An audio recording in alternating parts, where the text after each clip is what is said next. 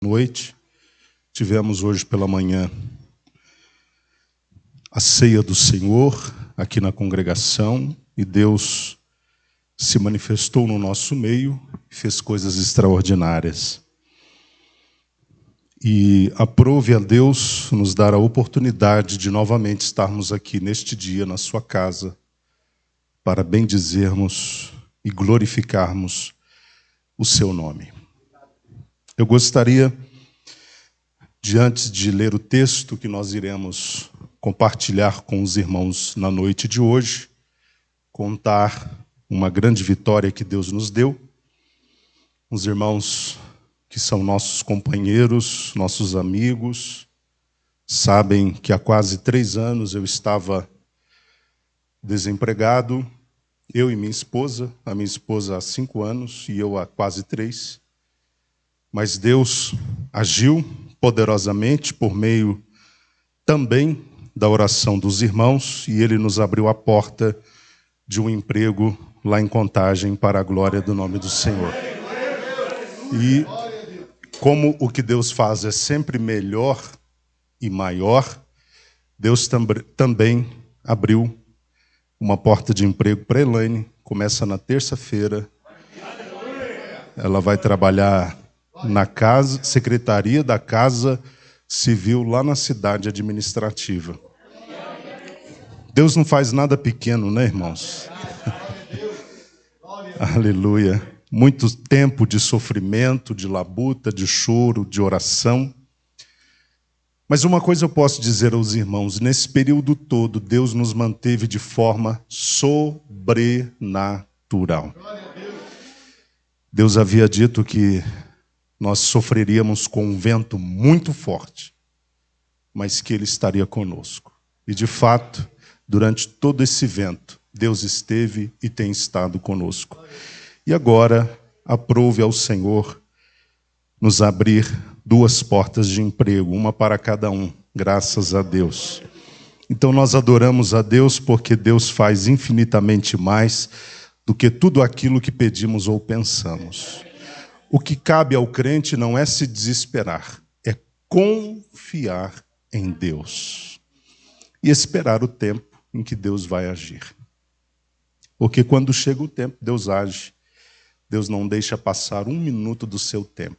Quando chega o momento, Ele intervém de modo poderoso. Queridos, abra sua Bíblia na primeira carta de Paulo aos Coríntios, capítulo 1. Nós vamos ler do versículo 17 ao 31. Joel, está um pouco quente, se você quiser ligar o ar-condicionado. Está quente, irmãos, ou só eu que estou sentindo calor? Então vamos usar essa bênção que Deus nos deu aqui na congregação, que é o ar-condicionado. Não sei os irmãos, mas eu com calor, eu não consigo nem prestar atenção nas coisas, né? Eu imagino que para os irmãos também seja difícil se concentrar naquilo que está sendo dito, sentindo calor. A gente fica incomodado, sem lugar. Glória a Deus. Melhorou. Queridos, vamos ler esse texto. Os irmãos encontraram? É um texto conhecido, eu quero ser bem objetivo. 1 Coríntios, capítulo 1, versículo 17 a 31.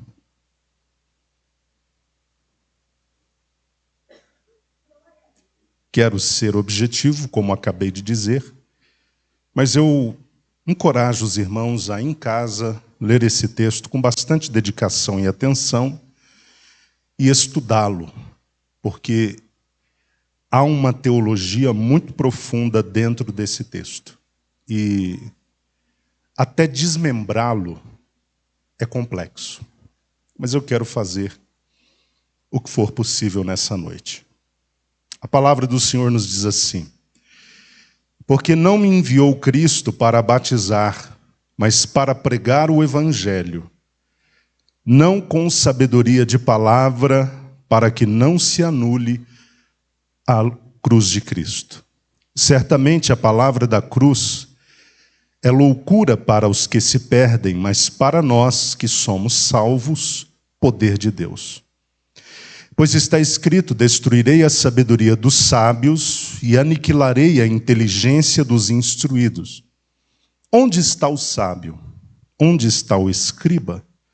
Onde o inquiridor deste século? Porventura não tornou Deus louca a sabedoria do mundo? Visto como na sabedoria de Deus o mundo não o conheceu por sua própria sabedoria, aprove a Deus salvar os que creem pela loucura da pregação. Porque tanto os judeus pedem sinais, como os gregos buscam sabedoria, mas nós pregamos a Cristo crucificado, escândalo para os judeus, loucura para os gentios. Mas para os que foram chamados, tanto judeus como gregos, pregamos a Cristo, poder de Deus e sabedoria de Deus. Porque a sabedoria de Deus é mais sábia do que os homens, e a fraqueza de Deus é mais forte do que os homens. Irmãos, reparai, pois, na vossa vocação, visto que não foram chamados muitos sábios, segundo a carne, nem muitos poderosos, nem muitos de nobre nascimento. Pelo contrário, Deus escolheu as coisas loucas do mundo para envergonhar os sábios e escolheu as coisas fracas do mundo para envergonhar as fortes. E Deus escolheu as coisas humildes do mundo e as desprezadas e aquelas que não são para reduzir a nada as que são, a fim de que ninguém se vanglorie na presença de Deus. Mas vós sois dele, em Cristo Jesus, o qual se tornou da parte de Deus sabedoria e justiça e santificação e redenção, para que, como está escrito, aquele que se gloria, glorie-se no Senhor. Bendito seja o nome do Senhor por sua poderosa palavra. Meus queridos, eu quero, como disse, compartilhar com os irmãos de forma bem objetiva aquilo que Paulo nos ensina nesse trecho que acabamos de ler. Depois de advertir os crentes de Corinto sobre a questão das divisões, e este é o contexto imediatamente anterior ao texto que lemos, Paulo passou a ensiná-los a respeito de como a sabedoria de Deus está presente no Evangelho. E ele faz questão de mostrar que esta sabedoria não pode ser devidamente compreendida. Inicialmente, esta sabedoria é vista pelos que se perdem como uma grande loucura ou como um grande escândalo. Mas Paulo pontua, por outro lado, que para nós os que estamos sendo salvos, ou conforme a versão que utilizei para a leitura de hoje, somos salvos, o Evangelho revela a sabedoria de Deus. O Evangelho é o poder de Deus para a salvação de todo aquele que crê. É muito importante nesta noite, meus irmãos, nós compreendermos que a pregação, repito, a pregação deste Evangelho, aparentemente escandaloso e louco, é o método estabelecido por Deus em sua sabedoria para tornar a salvação em Cristo Jesus acessível a todos os homens indistintamente. Então vejamos como Paulo aborda este assunto dos versículos 17 a 31. Nós temos num primeiro momento, Paulo expondo o caráter da sua vocação, no versículo 17. Depois de Paulo dizer que seu ministério não consistia em batizar pessoas, apesar de ter batizado ele durante o ministério algumas, Paulo revelou à sua audiência que estava presente na igreja de Corinto qual era, afinal, o caráter da sua vocação. E ele diz que Deus o havia chamado, o havia elegido, o havia vocacionado para pregar o Evangelho. E no que tange à sua vocação, o apóstolo Paulo, pelo que nos escreve em 1 Coríntios, capítulo 9, versículo 16, demonstrava ter um acurado senso de responsabilidade. Porque ele diz nesse texto que acabei de mencionar, de 1 Coríntios 9, 16, contudo, quando prego o evangelho, não posso me orgulhar, pois me é imposta a necessidade de pregar. Ai de mim, se não pregar o evangelho. A palavra grega utilizada em 1 Coríntios capítulo 1, versículo 17, para a expressão da vocação de Paulo, que consistia em pregar o evangelho, é querigma. Eu já mencionei esta palavra aqui aos irmãos. A palavra querigma no grego, quando traduzida, significa proclamação. Então, o que Paulo está dizendo é que o seu ministério, que a sua vocação consistia na proclamação do Evangelho. E quando nós vemos o significado da palavra querigma, que é proclamação, vemos que o termo ele é utilizado em referência ao trabalho de um arauto. E quem era o arauto? O arauto era o funcionário responsável por anunciar publicamente algo ou uma decisão proveniente do seu rei. Então, pregar o evangelho, em síntese, é, portanto, anunciá-lo de forma pública e audível a todos. Porque por meio do evangelho, o rei nos dá a notícia que todos precisam receber. A de que uma porta nos foi aberta e essa porta é Jesus Cristo e que este caminho é Jesus Cristo e que por meio dele nós temos um acesso direto a Deus e à salvação eterna. Tendo exposto, num primeiro momento, o caráter da sua vocação, Paulo também falou aos da igreja de Corinto qual era o fundamento sobre o qual ele apoiou a sua pregação. Ainda no versículo 17 nós vemos isso. Qual era o fundamento da pregação de Paulo? E ele diz que a sua pregação não se fundamentou ou não se apoiou na sabedoria de palavras, para que a cruz de Cristo não fosse anulada. É interessante, meus amados, que a palavra anulada no grego, ela dá a ideia de tirar a força ou tornar sem efeito.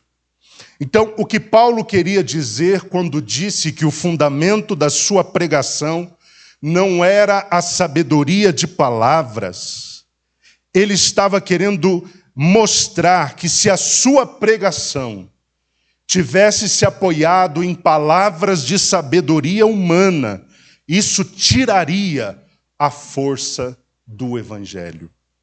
A força do Evangelho, meus amados, que aponta para o Cristo que foi crucificado, não está na oratória, não está na prédica, não está na retórica do orador, mas no poder de Deus.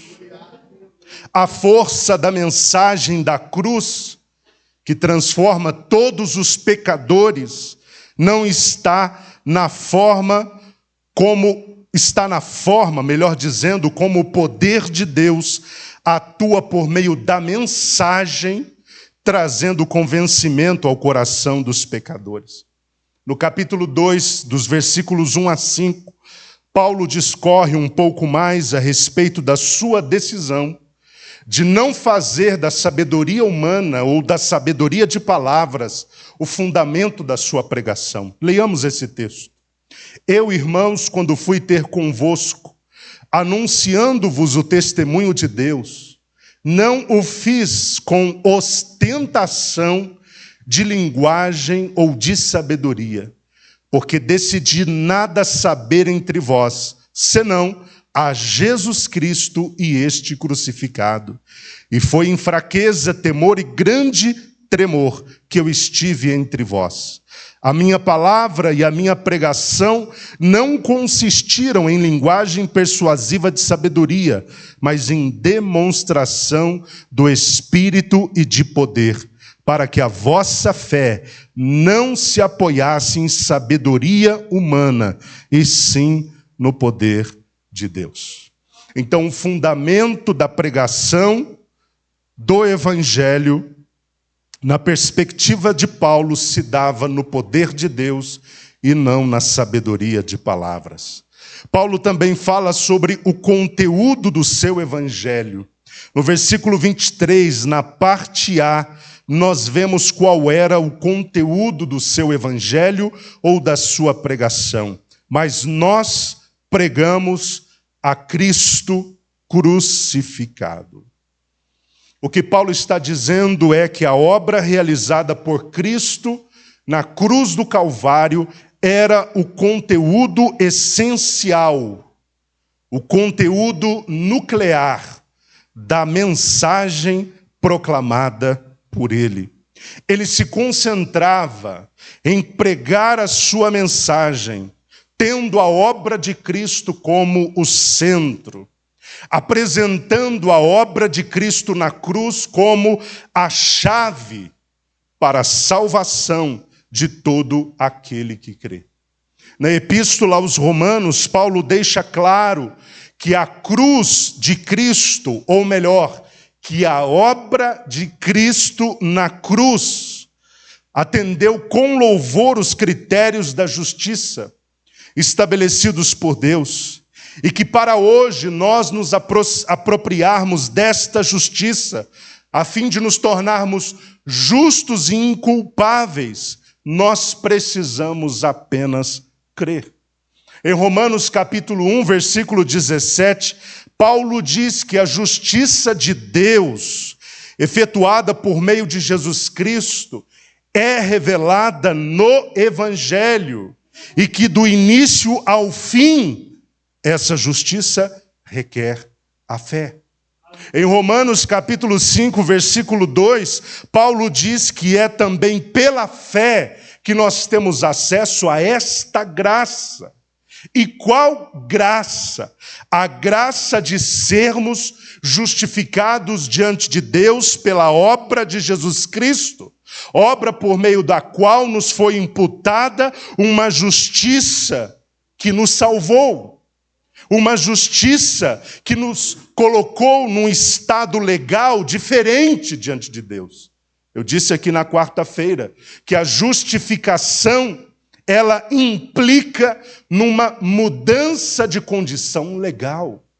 Se antes de justificados éramos réus diante de Deus, depois de justificados por meio de Jesus, nós somos justos diante de Deus, porque por meio da fé foi emitido um documento dizendo que agora nenhuma condenação há para os que estão em Cristo Jesus, porque não andam mais segundo a carne, mas segundo o Espírito. Fomos legalmente declarados justos diante de Deus.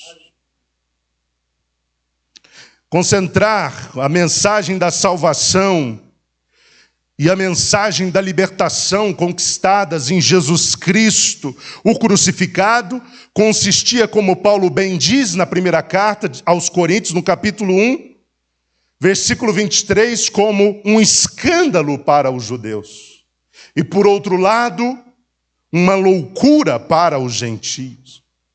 E por que escândalo para os judeus? Porque os judeus esperavam um Messias político. Os judeus esperavam um Messias que pudesse vir e libertá-los da opressão de Roma. Mas quando veio Cristo, o Messias, o Filho de Deus, o prometido, ele não veio para estabelecer um reino físico visível. Ele disse: vocês não podem dizer que o meu reino está aqui ou ali, vocês não podem dar endereço dele. Porque o reino que Jesus veio trazer e implementar é um reino espiritual e não político ou físico. Eles se escandalizaram como um Messias, ou como alguém que se diz Messias, o enviado, o prometido às nações. Pode ser alguém que termina a vida desse jeito, numa cruz, exposto ao ridículo. Isso é escandaloso. O nosso Messias jamais seria alguém que passaria por isso. Para os gregos era loucura, porque eles não concebiam como Deus poderia resolver o problema do pecado por meio da morte de um homem. Os gregos, quando olhavam para a mensagem da cruz, eles não enxergavam sentido, eles não enxergavam nexo, eles não enxergavam propósito. E isso é extraordinário, porque quando os judeus se escandalizam de um lado e os gentios não conseguem abraçar o conhecimento do evangelho racionalmente por outro lado, Deus cumpriu então o seu propósito, que era esvaziar a sabedoria humana, tirar do homem a sua capacidade de ele por ele mesmo, a partir da razão, alcançar o sentido do evangelho. Onde está o escriba? Onde está o sábio? Onde está o inquiridor deste tempo? Deus definiu e estabeleceu que o homem não poderia alcançar a verdade e a transformação presentes no Evangelho por si mesmo, usando sua cabeça, usando sua filosofia, usando a sua capacidade de procurar e ser amigo do saber. Deus colocou a verdade do Evangelho como algo que só pode ser acessado por meio da fé. Você pode glorificar a Deus por isso. A salvação presente no Evangelho ou exposta no Evangelho é algo que não pode ser concebido senão por meio da fé. Os filósofos, como diz o pessoal por aí, piram quando olham para o Evangelho, porque realmente, racionalmente, não faz o menor sentido. Como Deus, por meio da morte de um homem que foi, de forma trágica, colocado numa cruz, pode resolver o problema do pecado, que é algo crônico na humanidade. Mas se pela razão nós não podemos acessar o sentido disso, nós podemos fazê-lo por meio da fé. É por isso que tudo o que Deus faz em termos de salvação parte, acontece e termina com a fé. Paulo também divide a humanidade em dois grupos. No versículo 18, nós vemos que ele divide a humanidade entre os que se perdem e os que são salvos, mas eu gosto mais da expressão estão sendo salvos. Porque eu já disse aos irmãos que a salvação é uma obra progressiva e contínua. Eu fui, eu estou sendo e eu serei salvo. A obra da salvação está em andamento. Então, Paulo divide a humanidade em dois grandes blocos. Paulo via com toda a nitidez que todos os seres humanos, indistintamente, independentemente de sua classe social, religião ou posição, se enquadravam em um destes dois grupos. Ou se enquadrava no grupo dos que se perdem, ou se enquadrava no grupo dos que estão sendo salvos. E depois que Paulo classifica esses dois grupos, ele mostra como cada um deles enxerga o Evangelho. No versículo 18 ainda ele diz que os que se perdem veem o Evangelho como loucura. Loucura para os que se perdem. E a razão do ímpio não enxergar o Evangelho da forma correta, mas enxergá-lo como uma grande loucura, se deve ao quê? se deve ao fato do seu entendimento ainda estar fechado para a verdade exposta no Evangelho. Ou seja, o Evangelho é para o ímpio algo ainda encoberto, não revelado, não exposto, não desvendado. Em 2 Coríntios capítulo 4, versículo 3, Paulo diz que se o Evangelho ainda está encoberto, é para os que se perdem que ele está encoberto. E ele está encoberto, de acordo com Paulo, porque há uma ação maligna se esforçando para manter o entendimento do homem ou o entendimento humano na escuridão. Há um esforço maligno em impedir que o homem tenha acesso à verdade contida no Evangelho. Paulo diz no versículo 4 de 2 Coríntios, capítulo 4, nos quais o Deus deste século. Quem é o Deus deste século, meus irmãos? Deus com D minúsculo. Quem é o Deus deste século? É Satanás. O que ele fez? Qual é a sua ação quanto ao entendimento dos ímpios? Cegou o entendimento dos incrédulos. Com que propósito? Para que não lhes resplandeça a luz do Evangelho da glória de Deus, que é de Cristo, que é a imagem de Deus. Quando nós encontramos a expressão luz do Evangelho, Paulo está querendo dizer que há uma revelação no Evangelho e que as pessoas só tomam uma decisão por Cristo quando têm acesso a essa revelação contida no Evangelho. Mas o que Satanás faz é tentar impedir as pessoas de terem acesso à revelação da verdade que está explícita no Evangelho de Jesus Cristo. O homem natural, o homem que não teme a Deus, jamais poderá enxergar a sabedoria de Deus presente no Evangelho, a menos que o seu entendimento seja iluminado e que haja uma revelação. Nós não podemos esperar do ímpio ou do homem natural a capacidade de compreender as coisas contidas no Evangelho. Para ele tudo não passa de uma grande loucura. Mas convenhamos, para nós que estamos sendo salvos, o Evangelho não é loucura. O Evangelho é poder de Deus para a salvação de todo aquele que crê. Então, diferentemente daqueles que se perdem, os que estão sendo salvos, que somos nós não olhamos para a obra de Cristo na cruz como um escândalo, ou como uma loucura, ou como algo que não faz o menor sentido, mas olhamos para a obra de Cristo na cruz como a grande manifestação da sabedoria e do poder de Deus.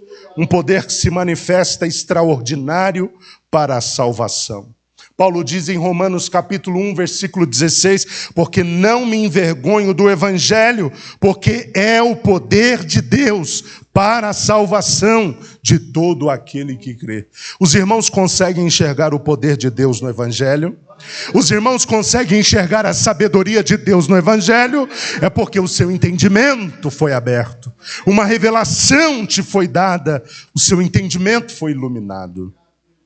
Os que estão sendo salvos e que, portanto, já tiveram acesso a toda a verdade que está contida no Evangelho, eles enxergam a obra de Cristo, repito, não como escândalo, não como loucura, mas como a chave para a sua salvação eterna. Nós que estamos sendo salvos, olhamos para a cruz de Cristo não como um lugar de simplesmente morte. Olhamos para a cruz de Cristo não como um lugar de perda, não como um lugar de fracasso, não como um lugar de vitupério ou vergonha, mas nós olhamos para a cruz de Cristo como um lugar onde nossa condenação foi anulada e onde o poder do pecado foi extinguido. Quando nós olhamos para a cruz de Cristo, nós olhamos para o lugar onde Deus, por meio de Jesus, conquistou o nosso resgate, a nossa redenção, a conquista da nossa vida eterna. Para nós que estamos sendo salvos, a cruz de Cristo é o meio pelo qual o caminho foi aberto e hoje nós temos livre acesso ao lugar santíssimo onde Deus está e temos um relacionamento restaurado com Ele. A cruz de Cristo significa isso para a gente. Os que estão sendo salvos e que depois de resgatados, como diz Paulo aqui no texto que lemos, são de Deus agora, eles enxergam no Cristo crucificado a expressão máxima da sabedoria de Deus, da justiça de Deus, da santificação e da redenção. Veja o que diz o versículo 30. Mas vós quem? Os que estão sendo salvos, sois dele. Dele quem? Deus. Em Cristo Jesus, o qual se tornou da parte de Deus sabedoria e justiça e santificação e redenção. Cristo é a expressão máxima da sabedoria, da justiça, da santificação e da redenção. E nós só enxergamos isso hoje porque nós somos dele. Porque nós estamos em Cristo e somos propriedades do Pai. Os que estão sendo salvos, eles sabem que todas as bênçãos e promessas gloriosas que nós temos para hoje e para o amanhã só existem por causa da perfeita obra vicária realizada por Jesus na cruz do Calvário. E fechando, meus irmãos, essa nossa reflexão, nós temos num terceiro momento Paulo apresentando qual a razão do Evangelho levar as pessoas à conversão. E qual é a razão do Evangelho levar as pessoas à conversão? O poder de Deus. Paulo também nos mostra que o sucesso da pregação, da mensagem da cruz, que é loucura para uns, escândalo para outros, não está nas pessoas. Não são as pessoas que, por meio da sua capacidade pessoal, fazem com que o Evangelho transforme alguém. Não são as pessoas que fazem com que o ímpio, ao ouvir a palavra do Evangelho, ele possa se converter genuinamente. Quando eu falo da conversão genuína, eu estou falando de algo que é maior do que uma profissão de fé. Porque tem gente que faz uma profissão de fé na igreja, mas o coração não se torna do Senhor. A vida não muda, o estilo não muda, o caráter não muda. Continua velho homem, esse não foi genuinamente convertido. Quando eu falo de conversão genuína, estou falando daquele que faz uma profissão de fé, mas que coloca Cristo como Senhor do seu coração. Ele se desfaz das roupas do velho homem, se reveste das roupas do novo homem e se torna uma nova criatura em Cristo Jesus. Quem faz isso com o homem por meio da pregação do Evangelho? O poder de Deus e não as pessoas. Veja o que diz o versículo 26 a 29. Isso é extraordinário, meus irmãos. Isso nos coloca até num lugar de consolo. Porque seria tão complicado se os resultados dependessem da nossa capacidade pessoal. Concordam? Seria tão difícil, mas graças a Deus, que independentemente da capacidade pessoal de quem está pregando a palavra do Evangelho, o resultado é da responsabilidade de Deus. Quem opera o resultado da conversão genuína é o poder de Deus. Vejamos, irmãos, reparai, pois, na vossa vocação. Paulo está dizendo, olhe para a forma e para o ministério que vocês receberam, para o que vocês foram chamados. Visto que não foram chamados muitos sábios, segundo a carne, nem muitos poderosos, nem muitos de nobre nascimento. Pelo contrário, Deus escolheu as coisas loucas do mundo para envergonhar os sábios, e escolheu as coisas fracas do mundo para envergonhar as fortes. E Deus escolheu as coisas humildes do mundo e as desprezadas e aquelas que não são, para reduzir a nada as que são, a fim de que ninguém se vanglorie na presença de Deus. O resultado do Evangelho está na forma como o poder de Deus opera por meio da mensagem. Nós podemos ter uma deficiência qualquer na forma de expor. A maioria de nós não tem uma teologia bem contornada, bem formada, bem acabada, bem clara, mas isso não nos impede de pregar o Evangelho. Porque se simplesmente você sair lá fora e compartilhar com um ímpio que Jesus morreu na cruz do Calvário para salvá-lo, que Jesus ressuscitou ao terceiro dia, que Ele está à destra de Deus, que um dia Ele vai voltar e que a graça está à disposição de quem crer e que Ele pode alcançar a vida eterna, o Espírito Santo, por meio de uma simples mensagem como essa, vai fazer com que o poder de Deus transforme o coração daquela pessoa. Eu desafio os irmãos a olharem para si mesmos. Os irmãos que não nasceram num berço evangélico, como foi a mensagem que te trouxe para Jesus? Será que foi uma mensagem toda dentro da homilética, toda esquadrejada, toda certinha, com português polido? É bem provável que não. 99,9% de nós viemos para Cristo por meio de pessoas que mal sabiam falar o português.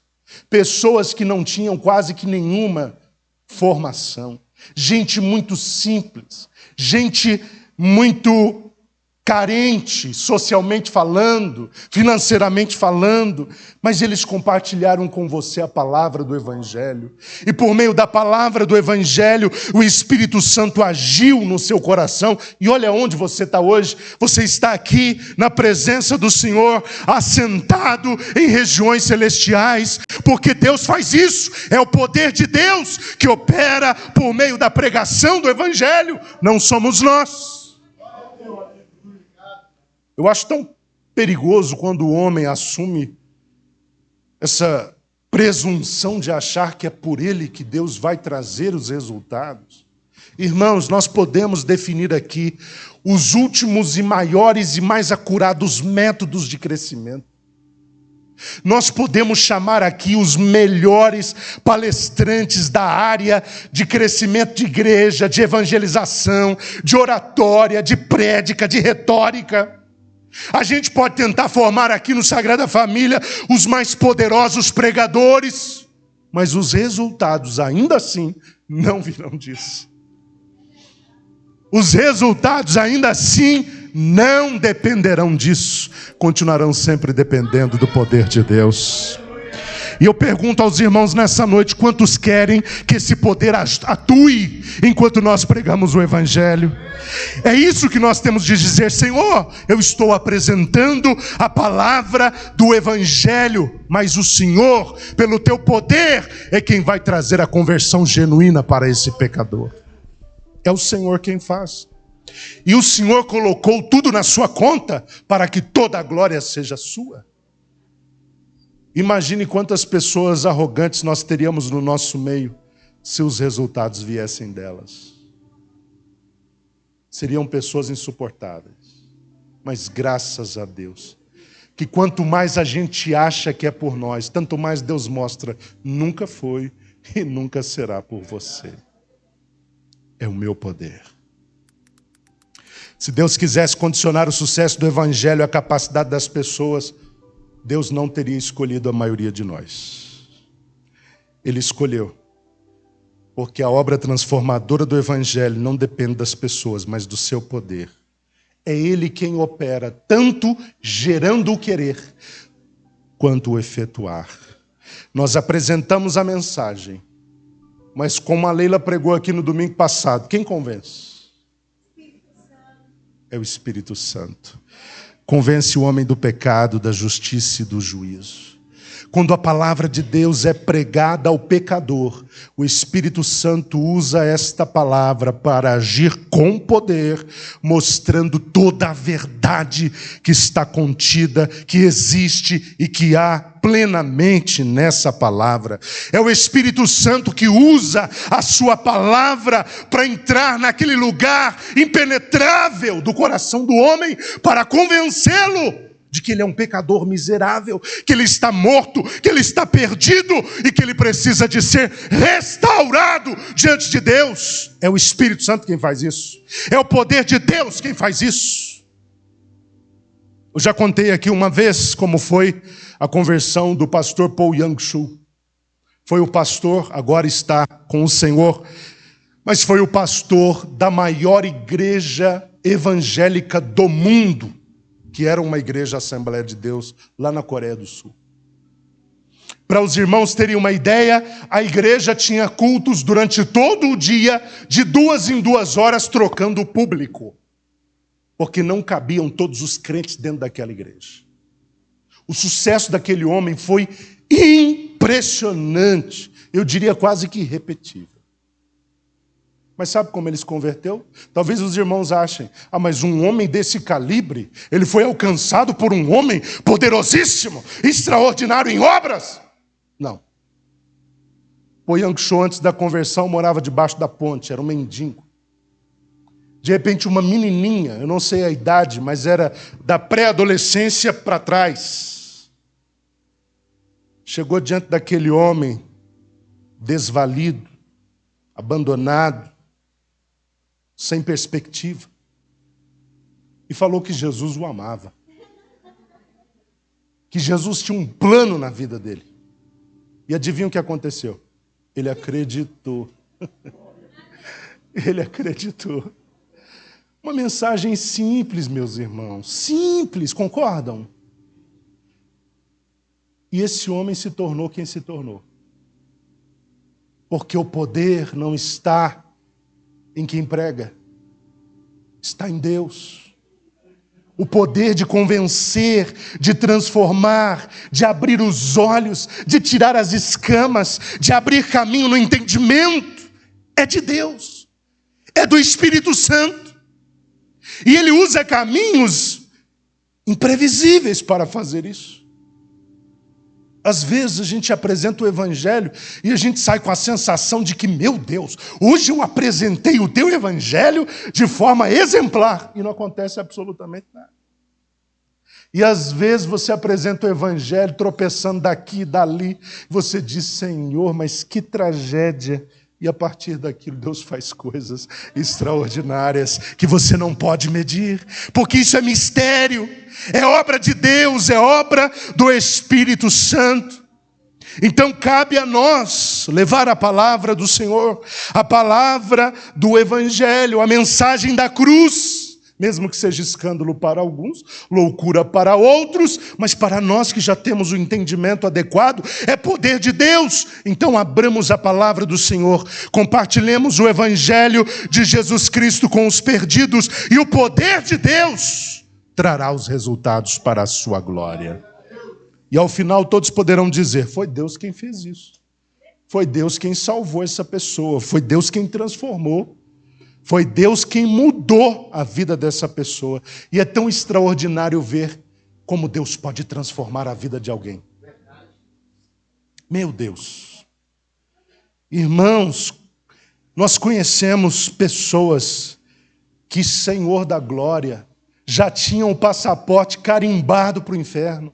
Era certo que eles iriam para lá. Mas Jesus alcançou essas pessoas por meio da loucura da pregação. E onde elas estão hoje? Estão cantando no coral, estão pregando o Evangelho, estão ensinando outras pessoas, estão fazendo discípulos, estão tocando instrumentos, estão liderando igrejas. porque o poder de Deus é extraordinário. Que Deus em Cristo nos ajude e nos abençoe e nos capacite a simplesmente compartilhar a palavra do Evangelho e confiar que o poder é de Deus e que os resultados vêm da obra que Ele opera e que Ele faz. Deus abençoe a todos em nome de Jesus.